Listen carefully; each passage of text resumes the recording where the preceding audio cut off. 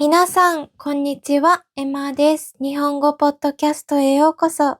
このポッドキャストでは、日本語を勉強している方のために、日本語や日本文化に関するお話をわかりやすい日本語でお届けしています。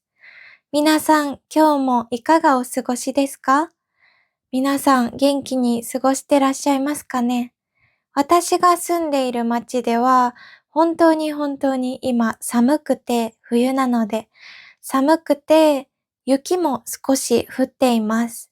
私が住んでいる町はあんまり雪が降らないんですけど、今年は結構降っていますね。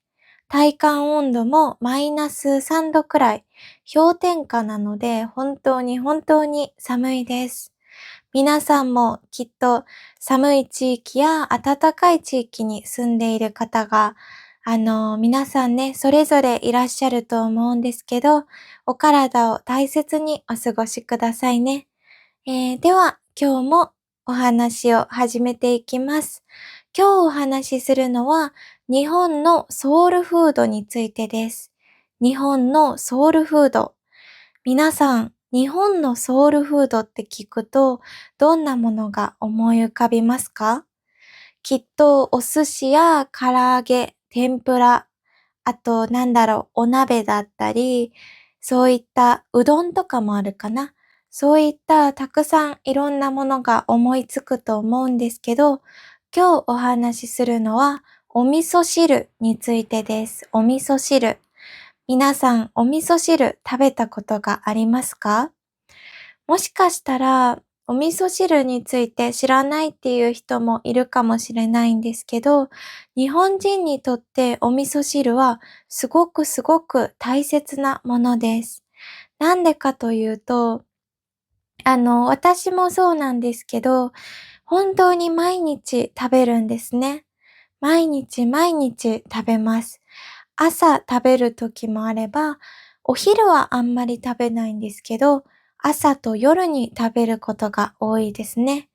皆さんもお味噌汁、もしね、日本に旅行に来たことがある方がいたら、食べたことがある方もたくさんいらっしゃると思うんですけど、今日はそんなお味噌汁がなんで日本で有名なのか、なんで日本のソウルフードなのか、そしてどういう歴史があるのか、そういったお話をしていくので、よかったら楽しんで最後まで聞いてくれると嬉しいです。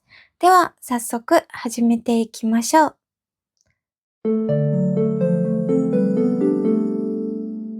では、まず、お味噌汁がどんなものかという説明をしていきますね。お味噌汁、どんなものなのでしょうか？まず、この写真をご覧ください。こういうものがお味噌汁って呼ばれるんですけど、まずですね、お味噌汁というのは、味噌とだし汁を合わせたものです。お味噌とだし汁を合わせたもの。合わせて作るものなんですけど、ここに好きな具材を入れるんですね。人参、大根、ネギ、あと他にもたくさん、わかめとかお豆腐とか、そういった何でも入れていいんですね。自分の好きなものを入れて作ります。そしてバラエティが豊かなので、家庭によって味が違うんですね。例えば、私の家ではこういう味だけど、この人の家ではこういう味だよとか、あの人の家ではこういう味みたいな感じで、お味噌汁は本当に家によって違います。作る人によってすごく味が変わるものなんですね。例えば、お味噌の濃さ。お湯をどれくらい入れるかによってお味噌の濃さも変わるし、どういう具材を入れるかによって、そういう具材から出てきた旨味だったり香りが変わるので、本当に誰が作るかによって味が変わってきます。そしてですね、作りすぎてしまう場合もあるんですね。作りすぎてしまう。例えば、一人で住んでいる人がすごく多い量を作ってしまった。そういった時って、やっぱり毎日同じものを食べると、少し飽きてしまうことがあるんですね。飽きてしまう。またこの味かっていう風になってしまうことがあるんですけど、こういった時に私たちはどうしてるのか。さっきも言った通り、お味噌汁は本当にバラエティが豊かです。なので、私は甘酒と呼ばれるものを加えてみたり、あとは他にも卵ですね。卵を割って溶いて入れてみたり、そういった工夫をして楽しむことが多いです。このようにたくさんいろいろな工夫をすることによって、たとえ作りすぎてしまったお味噌汁でも飽きずに最後まで食べきることができるんですね。こういったものも、お味噌汁の特徴です。お味噌汁のいいところ。なんでお味噌汁は日本人に好かれているのか、そういった理由にもつながってきます。そしてですね、今言ったように家庭によって味が違うっていうお話をしたんですけれども、他にももっと大きな単位で変わってきます。それは地域です。地域。地域によってお味噌の種類が違ったり、有名なお味噌ですね。有名なお味噌の種類が違ったりするんですね。それが原因で、例えば、東北地方ではこういったお味噌が人気だけど、九州ではこういったお味噌が人気だよね、みたいな感じで、場所によっても味が変わってきます。今日ご紹介するのは、何個かね、どういったお味噌の種類があるのか、それをご紹介するんですけど、まずですね、大豆と米。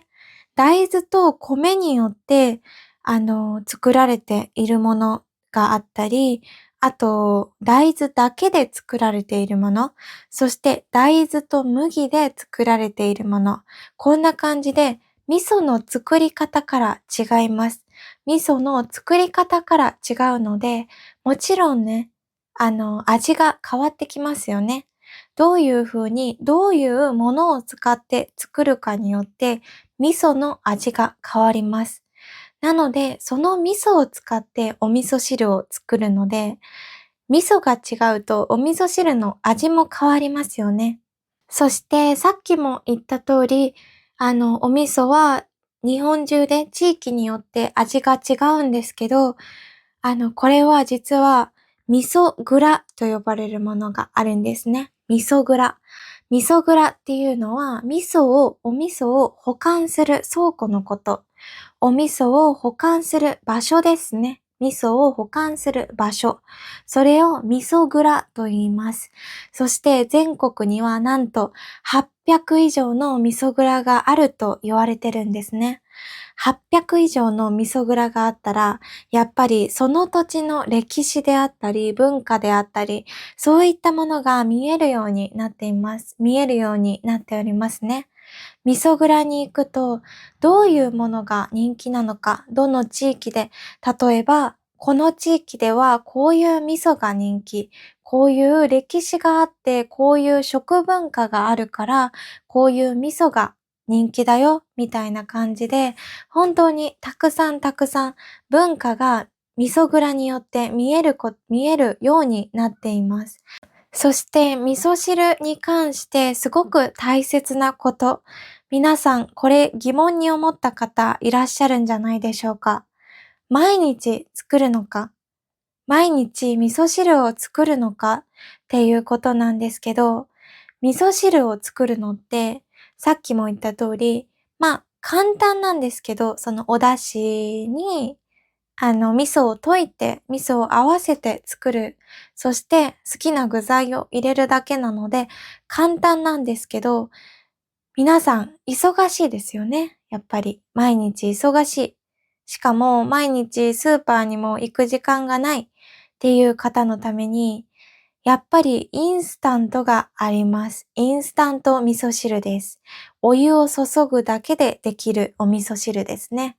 これが本当に重宝されていて、私も実は毎日作るのがしんどいんですね。毎日作るのもしんどいし、私は実家に住んでるので、お母さんがね、基本的にご飯を作ってくれるんですけど、お味噌汁がない日もあるじゃないですか。そういう日にどうしてるのか？そういう日に使うのがインスタント味噌汁です。本当に便利なんですね。スーパーにも売ってるし、コンビニにも売ってます。ですが、ここで違いがあります。スーパーとコンビニ何が違うのか。もちろん、スーパーは安いです。でも、やっぱりコンビニは一食分ですね。カップラーメンのような形で、こういうカップに入って売られていることが多いんですけど、それって一つ100円以上するんですね。1回で100円以上します。120円、130円くらいですね。中に入ってる具材によって変わるんですけど、そういった感じで値段も少しお高めです。ですが、スーパーで買うとすごく安いです。8個入って100円。8食分で100円です。ですが、コンビニと違って具材がありません。具がないんですね。ほうれん草であったり、玉ねぎであったり、そういった野菜は入っていなくて、本当にインスタント、お手軽に食べたい人向けのものがスーパーで売っているものです。でも味は本当に美味しいので、私はいつもスーパーで8食100円くらいのものを買って食べることが多いんですけど、たまにコンビニで買うとそれもそれも美味しくて、やっぱり感動しますよね。お値段が高い分もちろん美味しいです。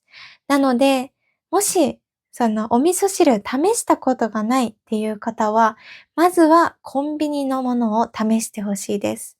そして今後日本に住むとかで、でもお味噌汁にハマっちゃったとか、お味噌汁美味しいとか思ってくれる方は、毎日コンビニで買うとやっぱりお高いので、そういった時は自分で作るか、それが難しい人はスーパーで買うことをお勧めします。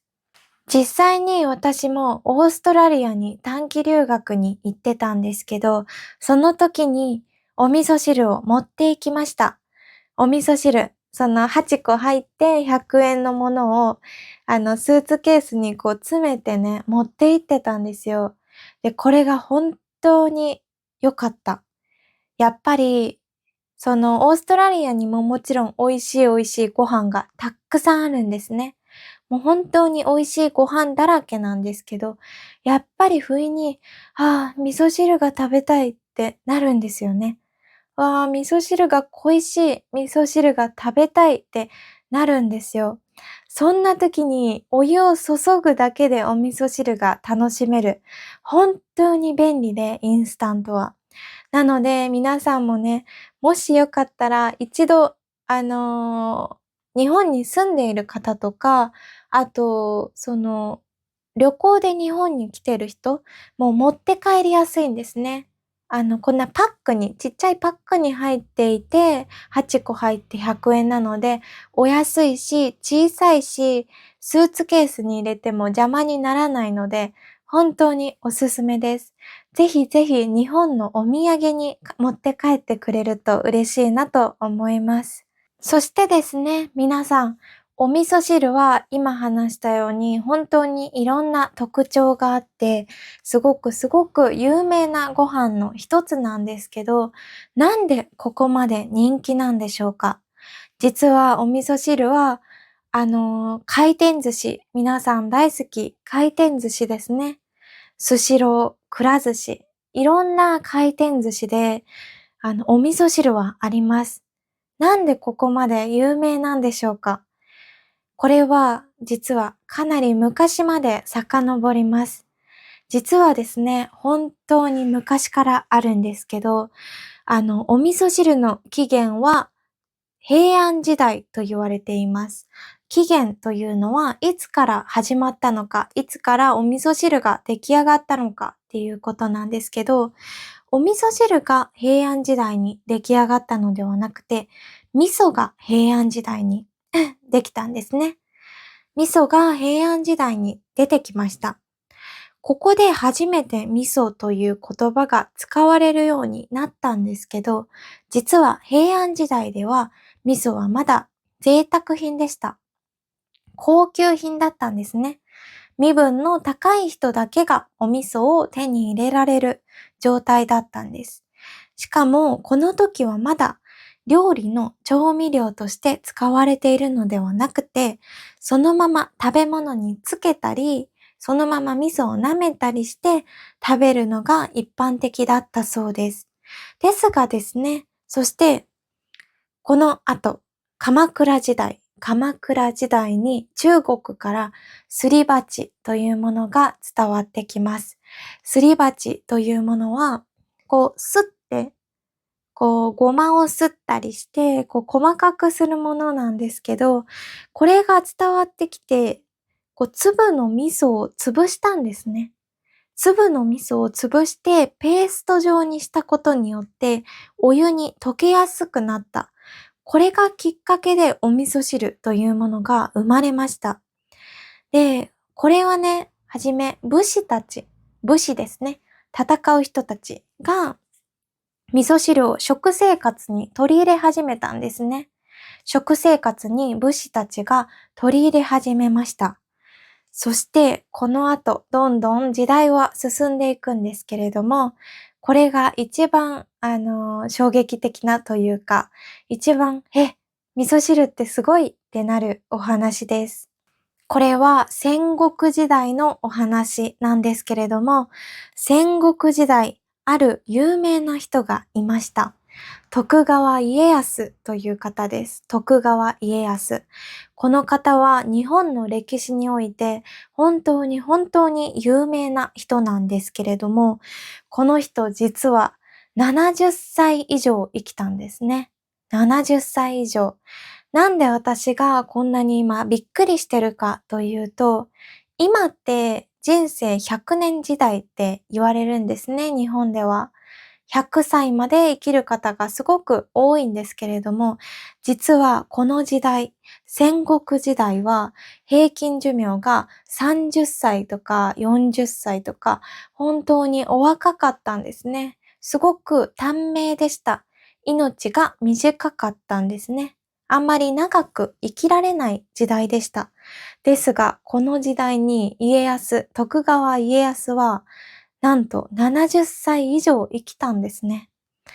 で、これはお味噌汁のおかげだと言われています。なんでお味噌汁のおかげなのかということなんですけど、彼はよくお味噌汁を食べていたと言われているんですね。お味噌汁を毎日のように食べていた結果、長生きできたんじゃないかと言われています。実際にお味噌汁はすごく健康に良くて、タンパク質であったり、ビタミンであったり、そういったものが取れるんですね。取りやすいんですね。なので家康は長生きしたんじゃないかと言われています。でもすごいですよね。平均寿命が35歳、36歳とかの時代に徳川家康は本当に長生きしたんですね。今75歳まで日本で生きてもそんなに驚かれることではないんですけど、その時代に生きているということは平均寿命のなんと2倍も生きております。2倍もすごくないですか？今平均寿命が70としたら、私が140まで生きるようなものですよ。やばいですよね。やばいです。すごいんですよ、本当に徳川家康って。で、しかも何がすごいって、彼をここまで生かすことができたお味噌汁もすごいですよね。お味噌汁。なので、こういった理由があって、今もお味噌汁は人気なんじゃないかなと私は思います。健康のためであったり、そしてみんな嬉しい美肌のためですね。肌が綺麗になるために本当に大事だと言われています。これがお味噌汁です。お味噌汁。なんで日本人はお味噌汁が好きなのか。なんでここまで日本ではお味噌汁が有名なのかという理由ですね。これはこんなにも昔にも遡ります。本当にすごいお話ですね。なんか、感慨深いです。私は全く知らなかったんですけど、お味噌汁の起源なんて全く知らなかったんですけど、こうやって調べてみると発見がたくさんたくさんありますね。皆さんの国でのソウルフードは何でしょうか？これを食べたら健康になると言われているものだったり、病気を防ぐことができる、あとお肌が綺麗になるよとか、そういったご飯はありますかね？もしあったら、ぜひぜひ教えてくれると嬉しいです。私は健康であったり、美肌であったり、そういったことにすごく興味があるので、ビタミンやタンパク質がたくさん含まれているものをよく食べるんですけど、お味噌汁は私にとってもう最高なものですね。すごくすごく大切な欠かせないもの、欠かせない食べ物の一つです。今日はね、こんな感じでお味噌汁についてお話ししたんですけど、いかがでしたでしょうか？みんなね、体調や自分の気分に合わせてお味噌汁を作ることができます。例えば、今日は野菜いっぱい食べたいなっていう時は、人参や玉ねぎ、ネギですね。たくさん好きなものを入れても大丈夫だし、今日はお豆腐いっぱい食べたい。筋トレしたからタンパク質取りたいとかの時は、お豆腐をたくさん入れたり、髪を伸ばしたいなとか、髪をきれいにしたいなっていう時は、わかめを入れたり、そういった風に、本当にたくさんたくさんバラエティがあります。皆さんの気分や、こういう効果が欲しいとか、そういった感情ですね。気分であったり、好きなものを入れて、ぜひぜひ楽しんでみてください。そして動画前半でもお話しした通り、スーパーマーケットで簡単に手に入るし、コンビニでも手に入ります。